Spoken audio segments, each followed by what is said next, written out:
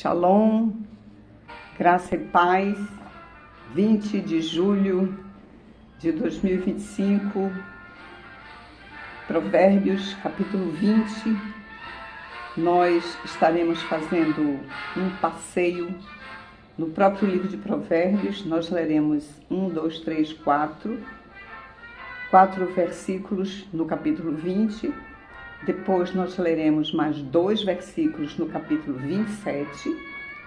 Leremos 2 versículos no capítulo 31 e retornaremos para um capítulo 29, versículo 18, e eu preciso fazer uma conferência aqui, se é o capítulo 27 ou 29.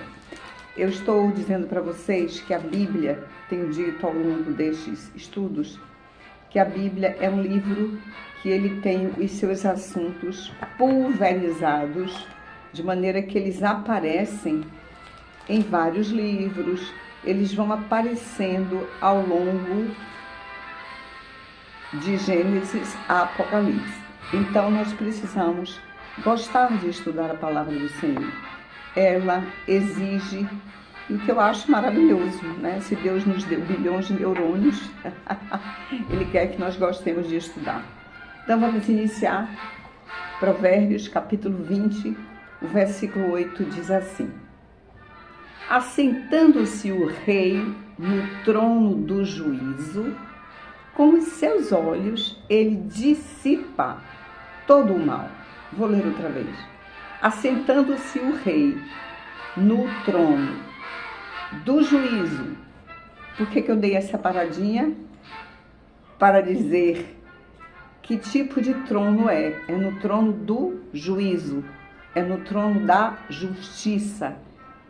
Então o Senhor está dizendo que quando o rei se assenta no trono com a característica de justiça, o que ele consegue fazer com o mal? Ele dissipa todo o mal. Ele afugenta todo o mal. O mal vai sair porque ele está julgando com justiça. Eu quero falar sobre a expressão justiça cega, porque eu já percebi que nem todo mundo compreende muito claramente. Justiça cega é aquela que não enxerga. Mas o que ela não enxerga é a parcialidade. O que é parcialidade? Eu ser apenas numa parte. Parcial é, aqui tem o meu amigo, aqui tem o meu inimigo. Ser parcial é ficar só numa parte, na parte do meu amigo. E a justiça deve ser cega, a ponto que ela não perceba se aqui é inimigo, se aqui é amigo, se aqui é inimigo, se aqui é amigo. O que a justiça tem que ver é aquilo que é probo, aquilo que é justo, aquilo que é correto, aquilo que é honesto. É só isso o que a justiça precisa ver. E quando o Senhor diz que o rei, ou a autoridade, para que ela dissipe o mal, ela precisa se assentar no trono do juízo. Deus está dizendo que essa autoridade, quando se assenta no trono, ela tem que julgar sem olhar se aqui é inimigo, se aqui é amigo, se aqui é inimigo, se aqui é amigo. O que ela tem que julgar não é o tipo de pessoa, se é amigo ou se é inimigo. O que ela tem que julgar é o tipo, é a qualidade da ação. Se é uma ação boa, se é uma ação má. Até o próprio Deus, quando o seu Filho Jesus se tornou pecado por nós, quer dizer, Jesus assumiu os meus pecados, naquele momento Jesus se faz um pária de maior grau, porque ele assume todos os delitos da humanidade. Naquela hora, o juiz maior, que no hebraico é Jeová Tzidkenu, não sei hebraico, sei apenas umas coisinhas que eu vou aprendendo com os teólogos que estudaram hebraico. Então, quando Deus, justiça nossa, nesta função de Deus justo, Quando ele olha para o seu filho Jesus Cristo, ele não olha para ele na qualidade de filho, ele olha para os atos que aquela pessoa cometeu, e por isso Jesus foi para o inferno, ele foi debaixo do julgamento do Pai. Então a justiça de Deus é cega, ele não olha se é o filho Jesus, se é a filha Ivone. E o juiz, na qualidade de rei no seu trono, o juiz na qualidade de uma autoridade que está no trono, ela deve julgar com justiça. E o Senhor vai nos falando de mais algumas características acerca da justiça. Eu vou ler agora o versículo 10, que diz assim: 2 pesos e 2 medidas, uns e outros, são abomináveis ao Senhor. Abomináveis. Aquilo que lhe causa asco, aquilo de que você quer mais se afastar, aquilo que não encontra no coração de Deus nenhum desejo de se aproximar. Deus é santo e ele deseja se afastar de abominação. Vou ler de novo: 2 pesos, 2 medidas, uns e outras são abomináveis ao Senhor. O que é 2 pesos e 2 medidas? É quando é meu amigo, eu tenho um peso favorável. Quando é o meu inimigo, eu tenho um peso desfavorável. Jesus disse: isso é abominação.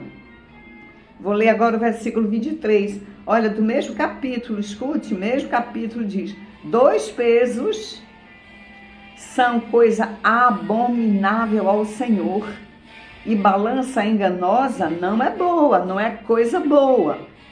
E aí o Senhor vai nos dizendo: cuidado, você vem diante de mim, o santo, o justo juiz, praticando coisas abomináveis?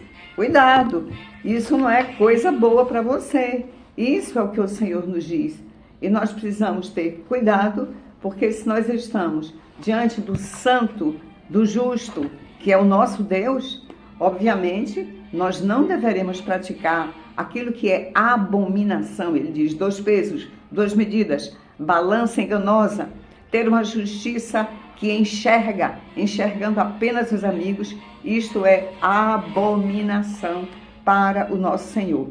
Vou ler agora no capítulo 29, um pouquinho mais para frente, nós ainda dentro do assunto de justiça. Esse é o nosso assunto de hoje. Capítulo 29, o versículo 4, o Senhor diz assim: o rei justo, olha, o versículo anterior disse o rei que se assenta na justiça. Quando ele se assenta no trono, ele vai com justiça. Agora já dá um adjetivo, uma classe para esse rei. Deus já o chama de justo. O rei justo, o que acontece com ele? Ele sustém a terra, ele mantém a terra. Mas o amigo de impostos a transtorna. Você conhece algum rei amigo de impostos? Você conhece? Pois Deus diz que o que esse rei, esta autoridade faz na terra, quando ela é amiga de impostos, ela transtorna a terra. Ela não deixa a terra em paz, ela não deixa a terra sossegada para ela progredir naquilo para o qual Deus a estabeleceu, que é uma vida de prosperidade. Deus deseja que nós, seres humanos, que fomos colocados aqui por Ele, para vivermos uma vida de alegria, de gozo. Deus deseja isso. Só que há reis que, amando impostos, ele transtorna a terra. O versículo 24, ainda do capítulo 29, diz assim: aquele que tem parte com o ladrão, que se associa com o ladrão, aborrece ou odeia a sua própria alma. Por quê? Porque ele ouve as maldições e nada denuncia. Vou ler de novo. Este versículo está nos falando como Deus estimula, aprova e deseja que nós denunciemos o ladrão. Aquele que tem parte com o ladrão aborrece, odeia a sua própria alma. Ele ouve as maldições e nada denuncia. Ou seja, nós devemos que denunciar aquele que é um ladrão. Até porque, queridos, a Bíblia diz que uma das características do diabo é ser ladrão. O ladrão veio para roubar, matar e destruir. Então, o primeiro passo de destruição que Satanás usa contra o ser humano é roubar. Ele veio para roubar, matar e destruir. E aí há pessoas que se associam com o diabo e é como se elas se vestissem de uma roupa diabólica. Aí eu vou ler de novo, porque nós temos autoridades que são ladrões, e o Senhor diz, aquele que tem parte com o ladrão, o que é que ele faz? Ele odeia a própria alma dele. Por quê? Porque ele ouve as maldições e nada denuncia. Ou seja, você conhece ladrão, é para denunciar, viu? É para você se manifestar, viu? Não é para você ficar apático, como se nada estivesse acontecendo. Não, a Bíblia diz, denuncie o ladrão. Ele tem que ser denunciado. No planeta de um Deus justo, os ladrões têm que ser denunciados. Eu vou para o capítulo 31, versículo 4. Este capítulo, ele é muito conhecido por nós evangélicos, ele é mais conhecido pela segunda parte dele, a partir do versículo 10. É chamado o texto da mulher virtuosa. Só que esta mulher virtuosa é a mulher descrita pela mãe de um rei. O capítulo 31 é conselhos para o rei Lemuel, conselhos esses que são transmitidos a ele pela sua mãe. Então é dito, palavras do rei Lemuel de Massá, da cidade de Massá, as quais palavras lhe ensinou sua mãe. Então, quando nós lemos mulher virtuosa, quem a achará? É a mãe do rei Lemuel, dizendo para ele, Lemuel, deixa eu descrever para você como é uma mulher virtuosa. Mas antes da mãe do rei Lemuel lhe falar sobre a mulher virtuosa, ela vai falar sobre alguns comportamentos dele como rei. Eu não vou falar de todos, porque ela vai falar de algumas coisas, como da parte da moralidade sexual. Eu quero falar apenas os versículos 4 e 5. Então a mãe do rei Lemuel lhe diz assim, não é próprio dos reis, ó Lemuel, não é próprio dos reis beber vinho. E nós já sabemos que não é o vinho tiroche, o vinho que Jesus bebia sem o álcool, é um suco de uva. Mas ela está dizendo, não é próprio dos reis, ó Lemuel, beber vinho com álcool. Não é próprio dos reis, nem dos príncipes desejar bebida forte. Não é próprio, não é apropriado, desculpem. Não pega bem a uma autoridade se embriagar. A mãe do rei está dizendo, não é próprio. Então, se você vir uma autoridade que gosta de bebida alcoólica, se você vir uma autoridade que se embriaga, se você vir uma autoridade que às vezes ela é até reconhecida pelo hábito da embriaguez, a Bíblia diz, isso não é próprio, não. Isso não coaduna com a função desta pessoa. Uma pessoa que exerce um cargo de autoridade jamais deveria, meu passarinho chegou, jamais deveria ser uma pessoa que se embriagasse. Aí ela diz, a mãe dele, para que essa autoridade deve saber disso? Porque é mesmo que os reis não devem buscar bebida alcoólica, bebida forte. Versículo 5 é dito, para que não bebam e se esqueçam da lei. Nós estamos falando que o rei deve julgar com justiça. Agora, se o rei se assenta no trono e aí está cheio de embriaguez, claro que ele não vai se lembrar da lei. Aí o que é que vai acontecer? Ele vai perverter o direito de todos os aflitos. Perverter é trocar, é distorcer, é mudar. Nós estamos assistindo alguma perversão de direitos de pessoas aqui na nossa nação brasileira? E por acaso, essas distorções, por acaso, será que estão ligadas também a algum nível de embriaguez? Nós temos autoridades que gostam da embriaguez, da bebida forte, do álcool. Gosta? Pois é, o senso dela vai se distorcendo e os seus valores vão mudando. E aí, o que é certo vai sendo tido por errado, o modo correto de julgar vai sendo adulterado e este rei vai julgar injustamente. E aí, o Senhor que está nos dizendo tudo isso sobre justiça, principalmente ligada a autoridades, quando chega no capítulo 29, eu estou voltando agora, eu fui para o 31 e agora eu estou voltando, capítulo 29, o Senhor diz assim: não havendo profecia, o povo se corrompe, mas o que guarda a lei, esse é feliz. O Senhor está dizendo, não havendo profecia. O que é profecia? Profecia é isso aqui. Profecia é a palavra de Deus. É a palavra que saiu da boca do eterno, do justo juiz, dos vivos e dos mortos. Aí o Senhor diz, quando o povo está sem profecia, ele só se corrompe. Por quê? Porque também o povo que geme, também o povo que quer a justiça, também o povo fica confuso e atrapalhado do que vem a ser de fato justiça. Será que nós conhecemos pessoas na nossa nação que elas confundem o certo com o errado, que elas distorcem? Pessoas essas também que amam o álcool. A nossa nação tem propagandas e mais propagandas favorecendo o comportamento da alcoolização.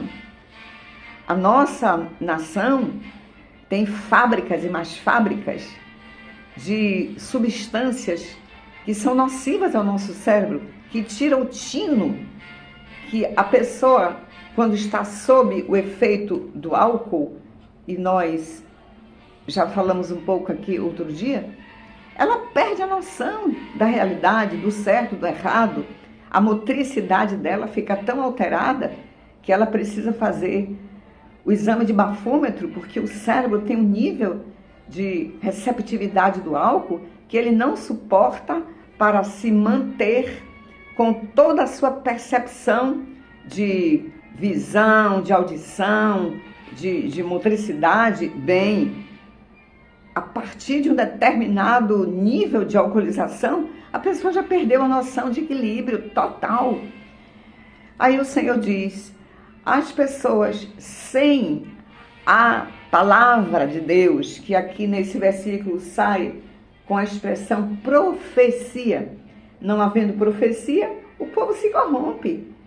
Mas o que guarda a lei de Deus, esse é feliz. Nós estamos vivendo em dias de muita infelicidade em nossa nação. Nós estamos vivendo em dias, na nossa nação, de muita justiça. Todos nós estamos assistindo a nossa Carta Magna sendo rasgada.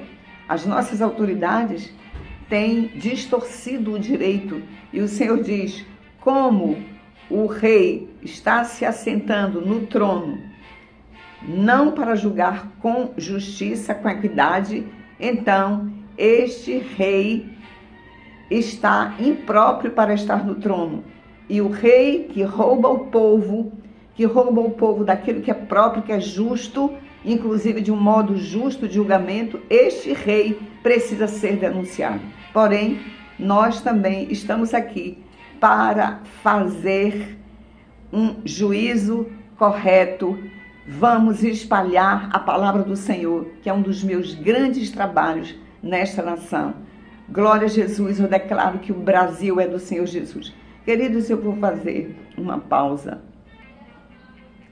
Eu voltei para dizer para vocês que a minha aguinha dos passarinhos ali, a partir de umas 17 horas, ela começa a ser roubada, já que nós estamos falando de ladrão, por morcegos. E eu estava achando que ainda eram os meus passarinhos que estavam entrando. Quando eu me apercebi do movimento, meus passarinhos não fazem esse movimento de bebe e sai rápido, bebe e sai rápido. Ele bebe, bebe, bebe e ele sai rápido, mas depois de beber bastante vezes. E aí eu sempre nesse horário eu tenho que fechar a porta. E foi muito bom que eu percebi, porque o ladrão da água dos meus passarinhos estava ali e eu que fechei a porta. E é isso que se deve fazer com o ladrão. Nós devemos fechar as portas para a ladroagem. Como fazer isso se, por exemplo, nós estamos debaixo de autoridades que são ladras, autoridades alcoolizadas? Nós não temos como tirá-las imediatamente, como eu fechei ali a porta para o ladrão chamado morcego não entrar.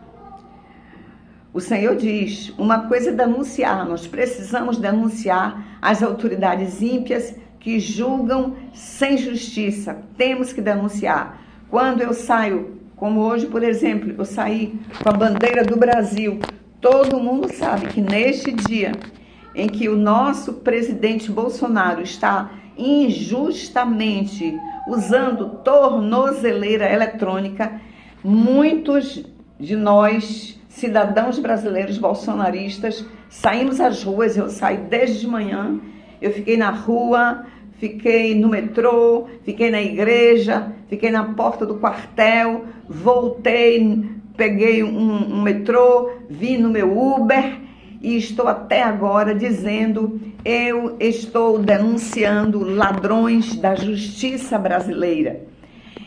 Nós temos que denunciar, isso diz a palavra. Então eu denuncio e espalho a profecia, denuncio e espalho a palavra do Senhor, na esperança de que muitos possam, aceitando a palavra do Senhor, sair do caminho da embriaguez, que não é próprio para autoridades, sair do caminho da injustiça, que não é próprio para a autoridade. E você, meu irmão, que já é servo do Senhor Jesus, não fique apático, não. Mobilize-se. O Senhor diz que nós precisamos falar. Eu estou me lembrando de um versículo, mas eu não o relacionei, mas já achei.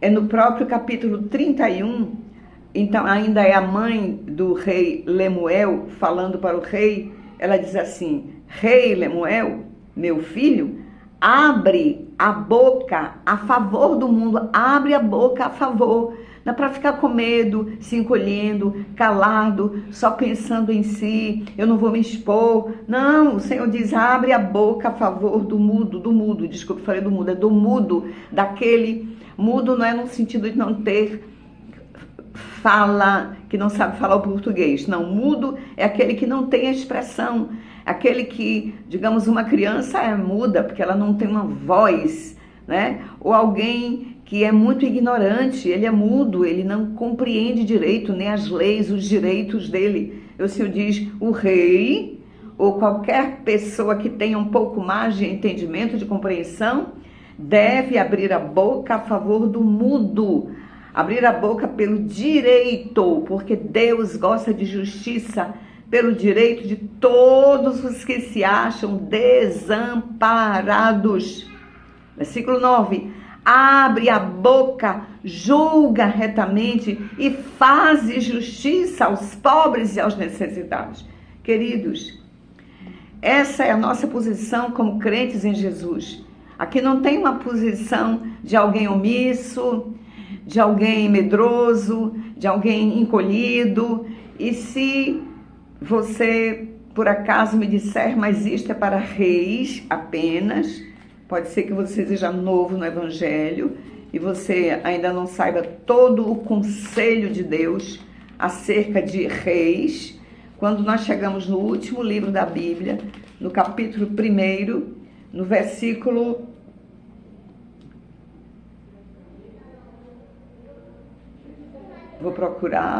6, a Bíblia diz assim, eu vou ler um pouquinho antes para nós entendermos, eu digo vou ler antes para pegar o gás, para a compreensão melhor. Aquele que nos ama, Jesus, e pelo seu sangue nos libertou dos nossos pecados e nos constituiu reino, ele nos fez reis e sacerdotes para o seu Deus e Pai. A ele a glória e o domínio pelos séculos dos séculos. Amém. Então, nós fomos feitos reis. É por isso a expressão de Jesus Cristo, ele é rei dos reis. Ele é rei dos reis. Ele é rei desta rainha. Então, ele é rei com R maiúsculo e eu sou rei, rainha com R minúsculo. Jesus é rei dos reis. Então, assim, quando a mãe do rei Lemuel está falando para ele, o capítulo 31 de Provérbios, Rei Lemuel, eu leio assim, Rainha Ivone, não é próprio, viu, Rainha Ivone, você se utilizar de bebida forte, de vinho. Nós temos uma expressão corriqueira no Brasil que é se transformar num pinguço, não é próprio de alguém que tem que julgar causas, julgar fenômenos, julgar pessoas para saber se elas estão corretas ou não, julgar causas. Não é próprio que a pessoa se embriague, porque a Bíblia diz, ela vai perder o parâmetro, a noção do que é certo, do que é errado.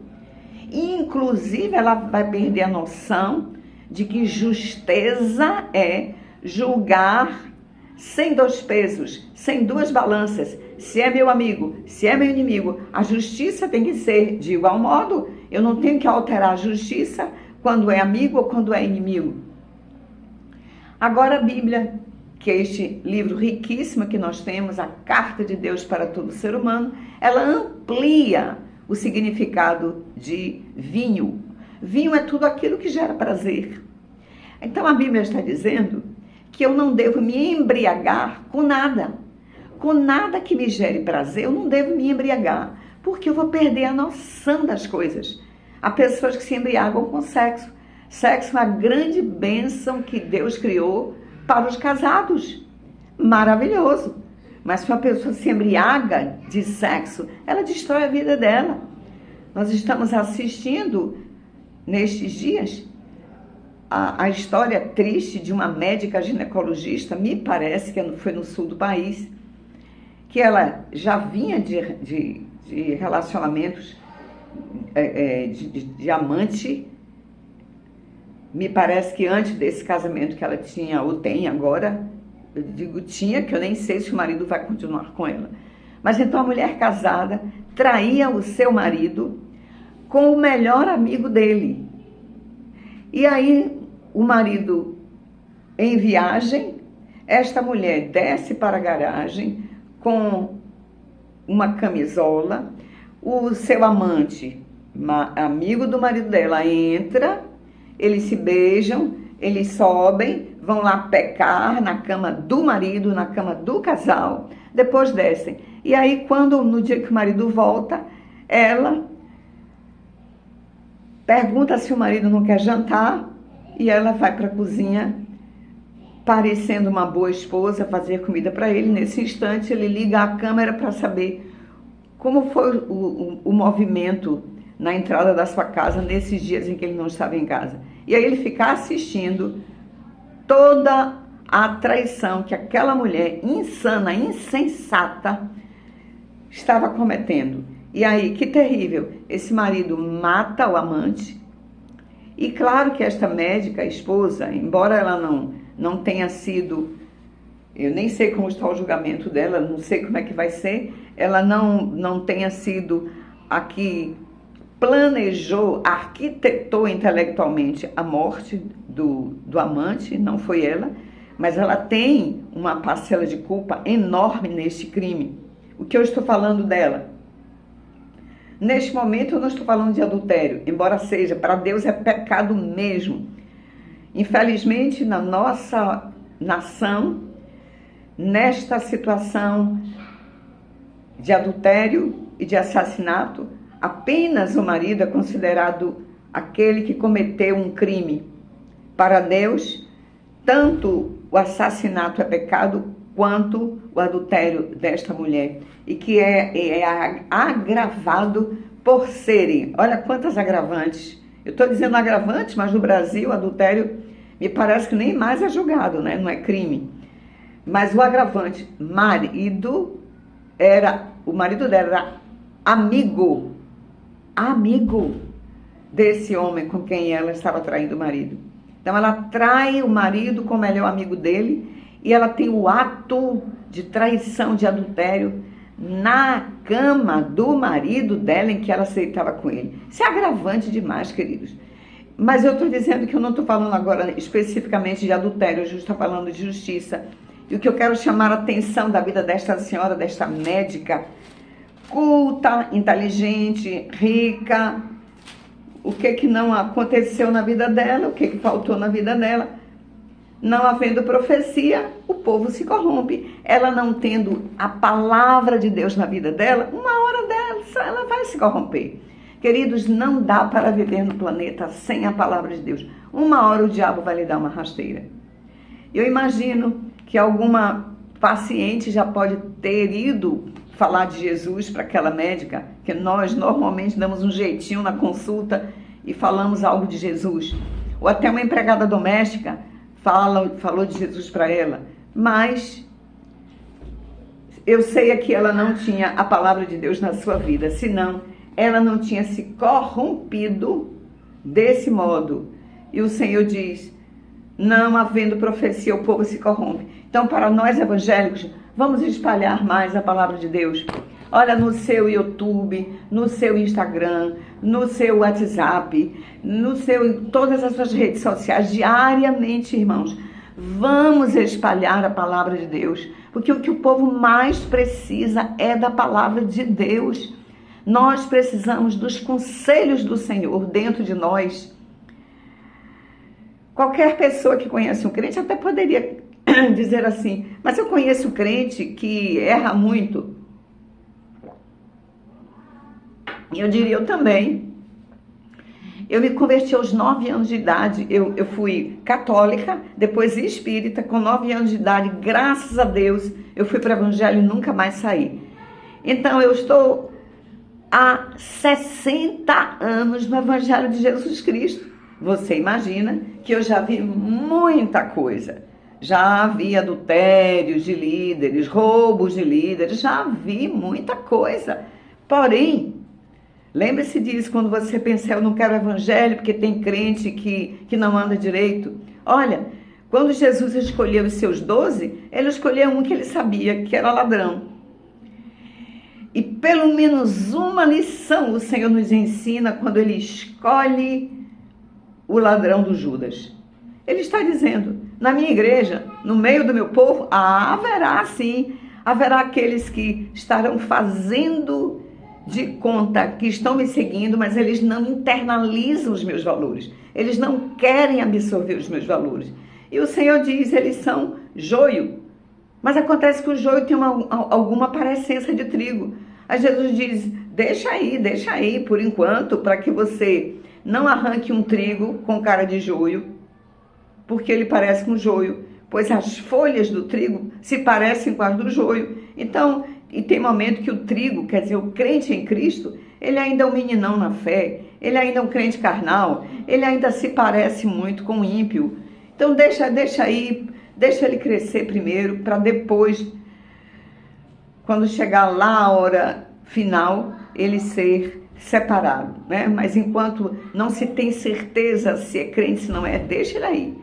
Então eu estou falando para você que não quer o evangelho, por você saber que há crentes que parecem que também não tem profecia dentro deles. Eu quero dizer para você, olha, queira você ter a sua aliança com Jesus, deixa Judas para lá que não quis.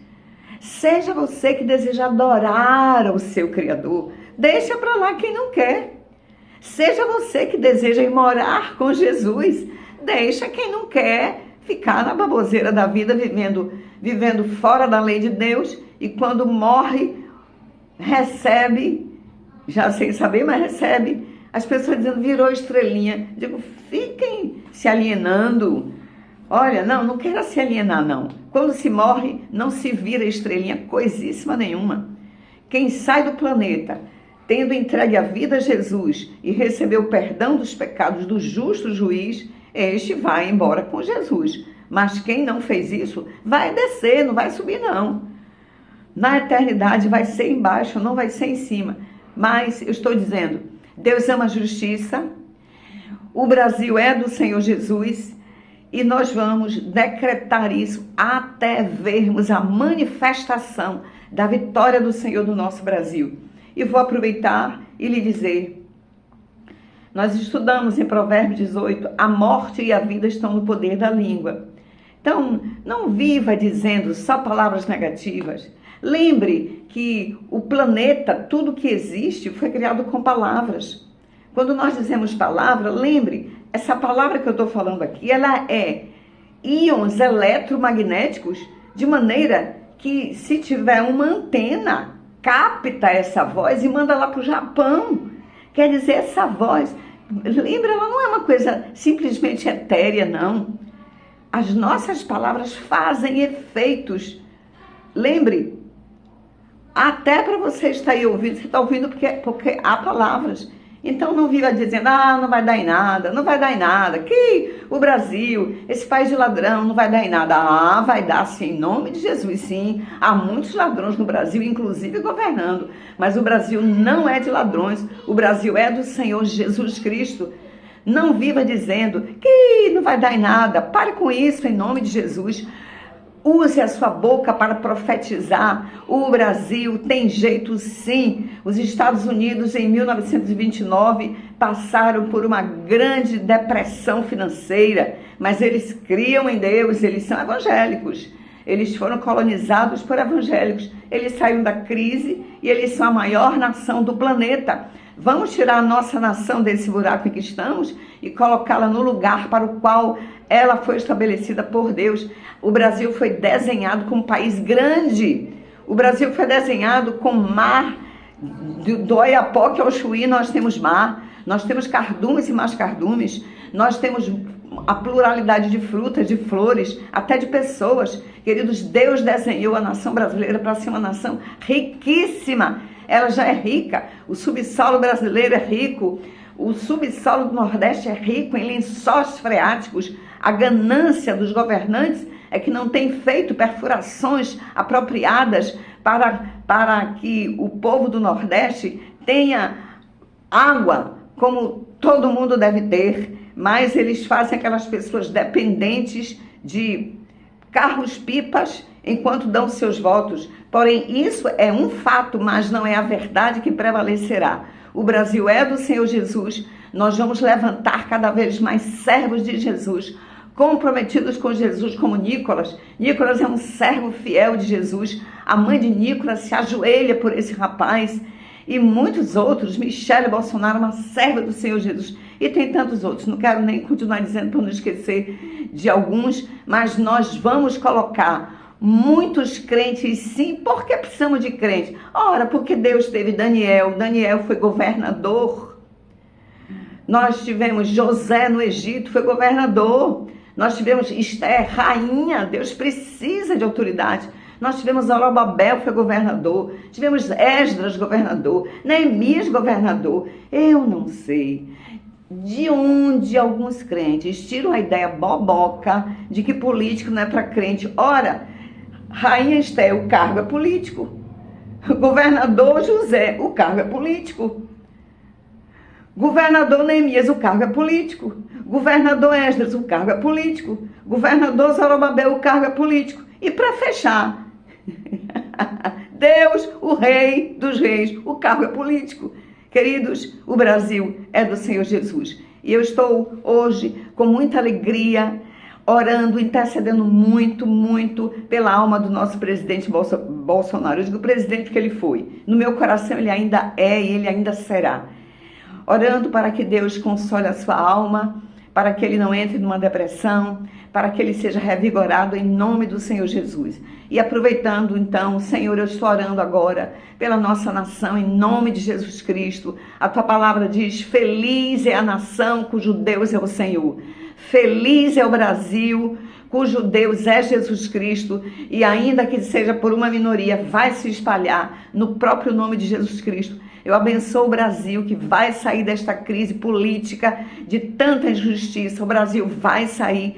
Eu profetizo que as eiras do Brasil se encherão de trigo, tanto físico, natural, quanto trigo espiritual, para a glória de Jesus. Abençoa a alma do nosso presidente Bolsonaro. Abençoa a alma de nossa queridíssima Michele Bolsonaro, para que Deus cubra este casal da unção do alto céu, para que eles tenham força suficiente para passar por este vale de sombra de morte, e em nome de Jesus, em breve, eles estarão manifestando esta vitória para a glória de Jesus. Abençoamos também os 4 filhos do presidente Bolsonaro, os 4 homens, 3 deles, 3 na política, que o Senhor também os unja em nome de Jesus. Abençoamos as 2 filhas do casal Michele em nome de Jesus, para que toda a família receba a unção de Jesus. Abençoa a igreja brasileira, para que a igreja brasileira abra os olhos e entenda que se Deus é juiz e se Deus é rei, tudo tem a ver conosco. Justiça e reinado e política.